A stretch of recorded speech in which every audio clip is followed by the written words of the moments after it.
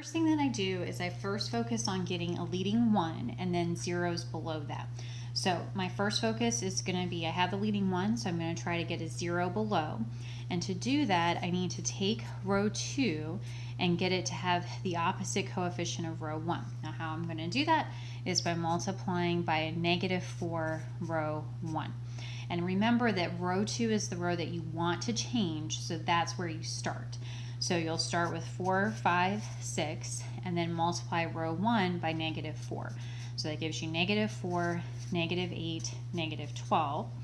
And then essentially add those two together to get 0, -3, and -6. So this is now my new row 2.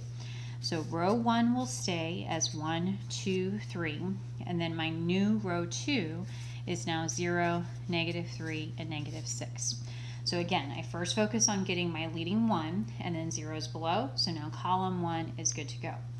Now what I'm going to do is I'm going to focus on getting a leading 1 in row 2. So to get, row 2, column 2.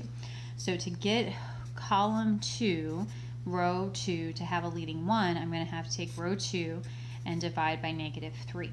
So that will give us 0, -3 divided by -3 gives us 1, -6 divided by -3 gives us 2. And this is now my new row 2. So my matrix will look like 1, 2, 3, 0, 1, 2. Okay, so I focus on the leading 1, then I'm going to focus on the zeros above and below. So to get row 1 to have a 0, I'm going to start with row 1 and then minus 2 times row 2.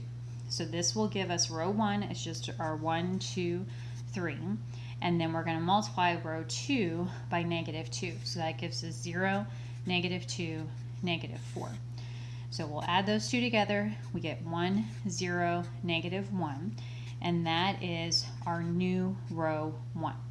So putting this together, the new row 1 will look like 1, 0, -1.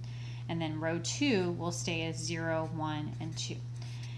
And at that point, you have a leading 1 in each row, zeros above and below that, and so you are in reduced row echelon form.